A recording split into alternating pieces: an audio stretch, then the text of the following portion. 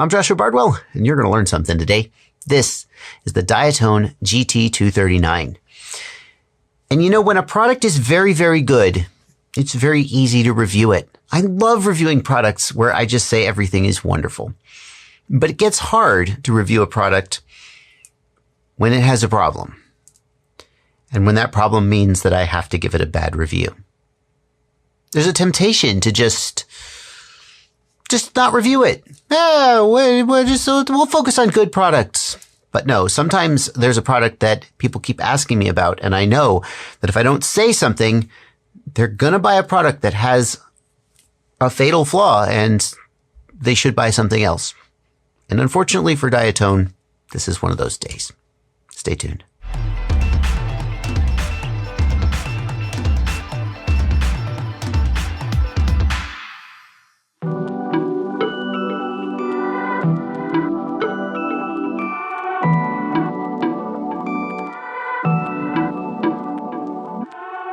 The Rabbit 239 comes from the factory with the receiver lead pre-soldered, and the receiver plug that's here is set up for a FreeSky RXSR receiver.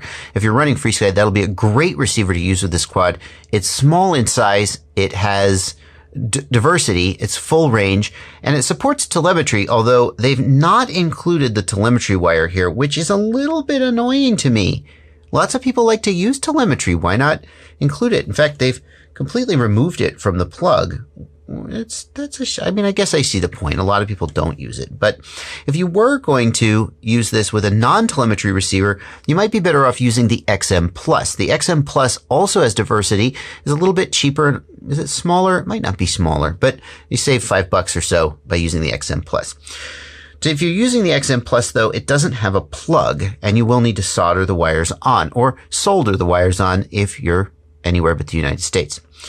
That's fine, and it kind of justifies Diatone's decision to use the RXSR pinout, because if you're buying this, they want to make the simplest situation for you possible. You just take your RXSR, you plug it in, and you're good to go. Saves you one set of soldering, especially if you're a beginner and maybe you're a little bit scared of soldering. If you're going to use any receiver other than a FreeSky receiver, you are going to have some soldering to do.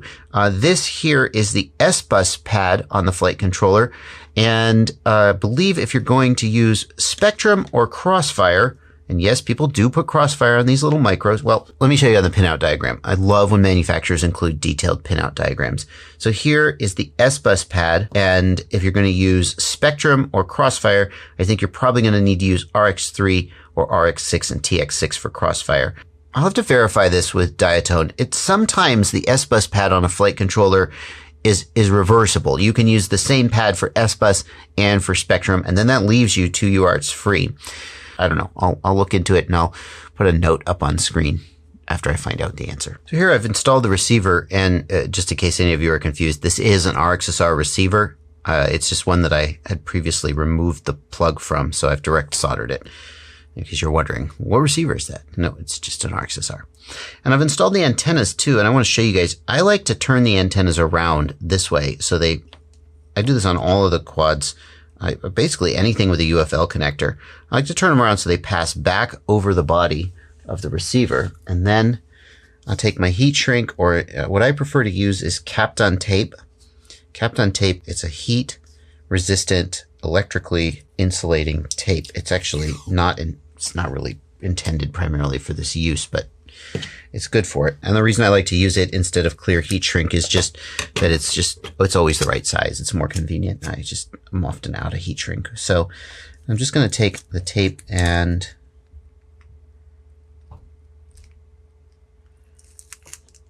put it on like this, and that helps keep the antennas from getting snagged and pulled off. It does mean if you ever break an antenna and need to replace it, you have to remove the tape. But hey, I think that's a great way to secure them. This is VHB, very high bond tape, which sometimes it's great and sometimes it's terrible. We're going to see how it works in this case. I'm going to go ahead and use it to install the receiver. I always like to install the receiver with the LED and the bind button facing up so I can see the LED status and I can easily bind. any receiver out there, and there are a few of them, that puts the bind button on the opposite side from the LEDs. Why? I think I'm going to pass the antennas out the back here. You'll see why I'm doing that in a second.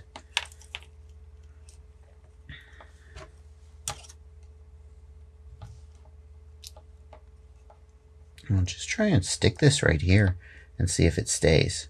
I often find on the bigger quads that the tape itself is not enough to keep everything in place, and I often have to back it up with a zip tie. But I'm hoping that on these smaller quads where the crashes are a little bit less energetic, that this stuff will hold. The VHB tape holds really well if it's got a good surface to hold on to, but sometimes it just doesn't seem to want to stick to certain surfaces. It seems like it's sticking pretty well right here. The other challenge that we run into with these quads is how to mount the antennas the best. And they've done a great thing with this one in that they've zip tied the VTX antenna here to keep it out of the props. For the receiver antennas, I'm going to try an approach that I've seen other people use. I haven't tried it myself, but what you do is you take the antenna and you basically run it along here. You can use there's a certain type of adhesive that they sometimes use. It's a flexible adhesive that works. I'm just going to use tape.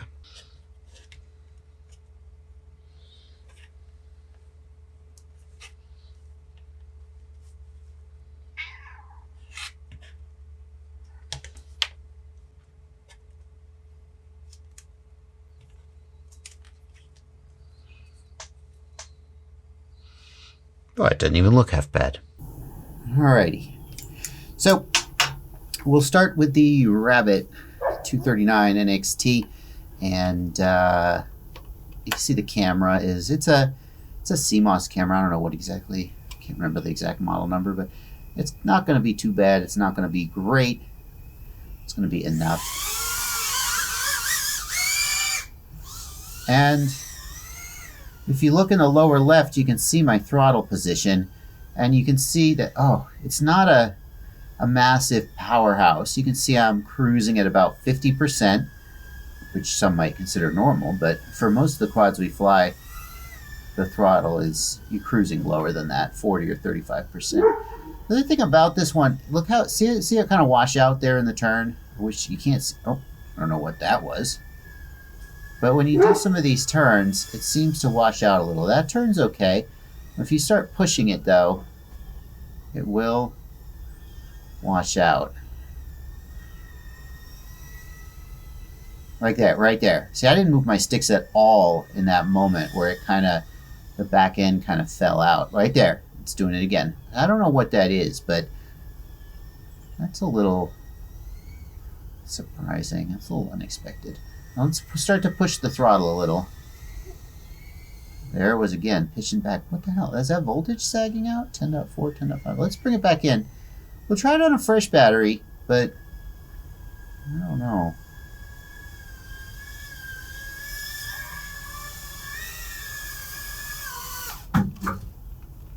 Let's try it on a fresh battery. One was not absolutely fresh. I don't think anything's going to change. Alrighty. We're back on a fresh pack. The battery that we're using is the GNB 450 milliamp hour 3S. There's a link to that down in the video description. This is a pretty good pack for quads in this rough size range. The Diatone GT R239, the Baby Hawk 2-inch, and it's not an expensive pack either. Let's see how she flies at full charge. Yeah, still at about 50% throttle. Let's push this. Let's push it a little. Now we're at 25 milliwatts, which is the only output power that this VTX supports. Getting some vibration. Yeah, see that pitch back right there at the bottom? That's not the sticks. That's just the quad struggling. There's what the F? What the F? That was pretty extreme. I have no idea what that was. That's something's going on with the. There it is again. Wow. Something's going on here. Let's see if I just do it in a straight line. Does it pitch back? No, it doesn't seem to do that in a straight line, only during a turn. I think we've got a motor kind of... I've upped the idle speed to 4.5%. It came from Diatone. That was full throttle right there to recover from that. I've upped the idle speed. It came from Diatone with a tune of 3% idle speed. But I was getting the arm drop in sharp turns, which might suggest that the idle speed is too low. That wasn't too bad. I stayed on top of the throttle there. Now I'm flying this outdoors and I'm kind of zipping it around, which some might consider unfair for a micro, but I think when you're up in the 2-inch space, these guys can really go, and it's completely fair to fly them out of doors. Hello, dog. I wouldn't do this with a 5-inch with my dog.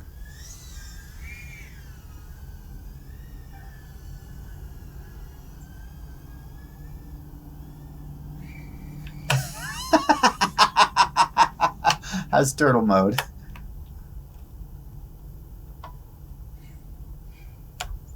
Effective? Let me get away before the dog eats me. Oh, there. Whoa, there it was again. It's just this. Is my battery hanging? What the F? What the F is going on there? All right, let's bring this guy in. Is my battery hanging? Is that what it is? Does my battery come loose? That would cause that. The battery sort of wiggling, hanging below. Oh, wow, that's something.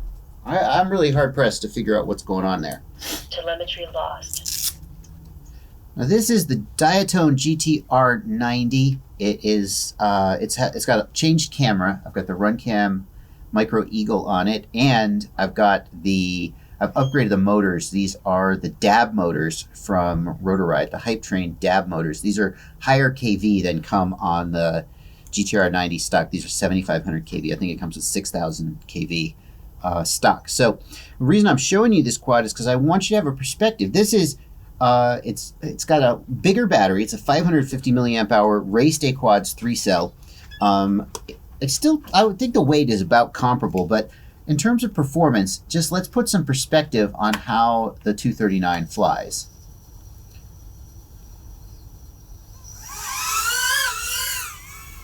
So first of all, check our cruise throttle. It's about 35%. And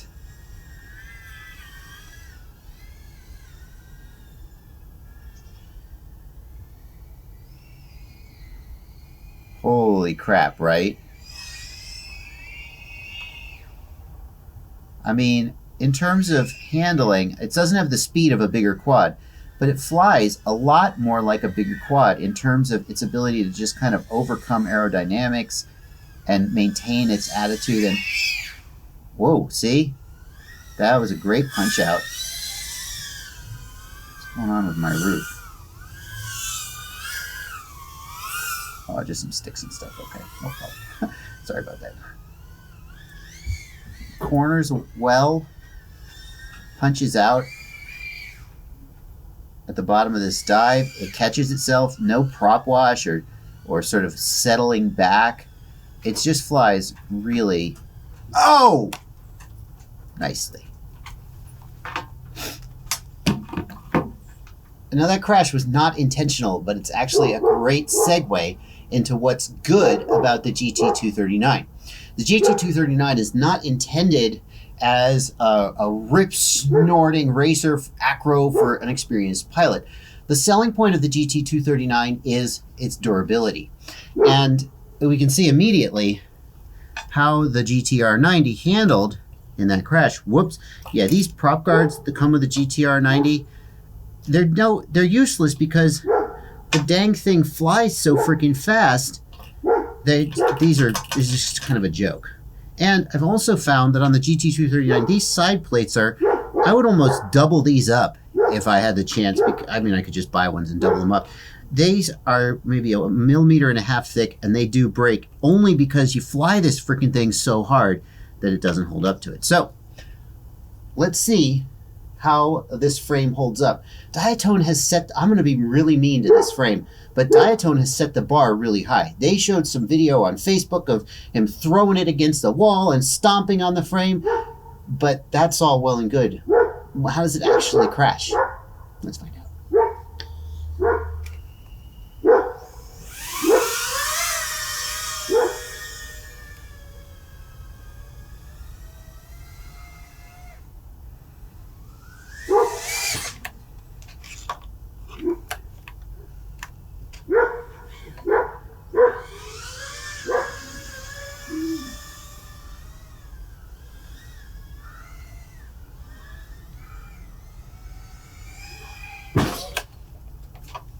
Telemetry lost.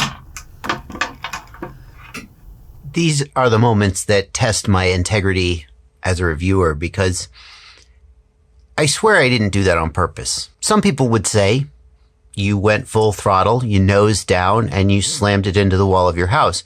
Of course you were trying to break it. I understand that point of view. That's a perfectly reasonable perspective. I would say, if anything, you could accuse me of having an overabundance of enthusiasm. I didn't set out to break it. I set out to crash it, and I sincerely was hoping to beat the crap out of it as thoroughly as possible, have it bounce back and be able to say, wow, Diatone, you were right. This thing is indestructible. What, would you rather I hold back? Would you rather I beat it up and then go, OMG, it was amazing? No. Maybe I could have progressed a little more gradually. Let's look at the damage. And I will say, in Diatone's favor, that this part, the base, which is the sort of indestructible part, did fare remarkably well. It shows no cracking, no breaking, no damage whatsoever. What took the damage was this upper plastic part, which is made of a different kind of, it's made of a stiffer plastic, and it cracked off right at the, right here at the mounting brackets. It also took the camera with it, unfortunately. So that's too bad. The VTX seems okay. We popped the VT, we got a little crack here on this inductor. It was a pretty solid hit. Maybe it's not too much of a criticism to say that if you full throttle straight into the side of a house, that something's going to break. Does this weird thing when it flies where it just pitches back for no apparent freaking reason. And I have gone back and forth with Diatone on this one. Diatone has sent me 5 or 6 different PID tunes specifically trying to solve this issue. None of them have solved it. For me, at least, none of them have solved it. And in fact, I think that Diatone was aware of this issue, because before they sent me the quad, and it was in the mail. And in the time it took it to get from China to me, they sent me like an updated PID tune, and we're like, oh, hey, here's the latest PID tune. So they've clearly been working on this issue for a while. And when I said, hey, I have this issue, they sent me like 5 more PID tunes, just 1, 2, 3, 4, 5, 6. And so I think they're aware of this issue, and I don't think they've reliably been able to solve it, or they wouldn't have sent me 5 different PID tunes, none of which worked. And Diatone's response was, well, this is not a high performance quad. This is for beginners. It's supposed to be durable, and it's supposed to just be for beginners. But I don't buy it, because I'm not pushing the quad particularly hard when I'm just flying in a straight line and suddenly it goes bleh. So it's not like a beginner would experience this exact same issue. And I mean, if you show me a quad that is a little underpowered and you say, oh, well, it's for beginners. Yeah, I get it. That makes sense. But a quad that suddenly makes an uncommanded motion, actually an expert is going to deal with it. The expert will go, gee, WTF, and keep flying. A beginner will not understand that the quad is not supposed to do that and will blame themselves. A beginner flying this quad will be like, what am I doing wrong? Why is it pitching back? And so I don't buy the explanation. That I can't recommend that really anybody buy this, because beginners will be stymied and confused by the strange things it does in flight. And experts will be disappointed by the fact that it does strange things in flight. What I would say, if you're looking at this quad, which is the GT239, Diatone has a quad that is almost the same but has a rigid frame. And I believe it's the GT249. And according to Diatone, it doesn't suffer from this problem. It's specifically the quote-unquote durable, flexible frame that suffers from this problem. So if you wanted to buy the GT239, the short version of this review is I like so many things about it, but the fact that it flies weird means I just can't spend hours and hours reviewing it only to tell you, don't buy it. Instead, I hope that maybe I get the chance to review the GT249 or one of the other wonderful Diatone quads that Diatone puts out. But that's going to do it for this review of the GT239. Short, sweet, and to the point.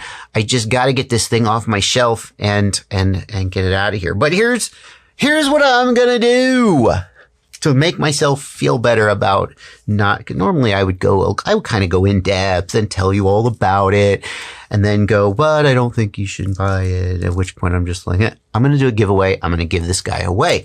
And if you feel like struggling with the PID tune, or maybe you'll be the one to solve it. Maybe you're the beginner that Diatone thinks is great to have this quad. I've even pre-installed the receiver on it. It's got a FreeSky XM Plus for, maybe it's an RXSR. I think it's XM Plus receiver. Anyway, if you want this quad, leave one comment below, no more than one comment, or you will be disqualified. Full terms and yada yada down in the video description. Thank you, Diatone, for sending me this. I'm so sorry I couldn't be more positive about it. That's my job as a reviewer, though. Occasionally, when a product is bad, you just got to tell the truth, right? Every product can't be good. Do you guys ever see any reviewers in every single product they review? They never just say, this is bad, don't buy it. Now the comments will be full of people guessing who they think I'm calling out. I'm not calling anybody out. I'm just saying, if you ever see a reviewer and eventually somebody's got to cover a bad product that you just say don't buy. And I am not afraid to do that. And today is that day. Leave one comment below if you'd like to win this quad and you could take a shot at it. Yada, yada, yada. I got video transmitter. I got so much to do. Bye, Diatone GT239. It was nice knowing you. You were a complete waste of my time. I'm out of here. There you go.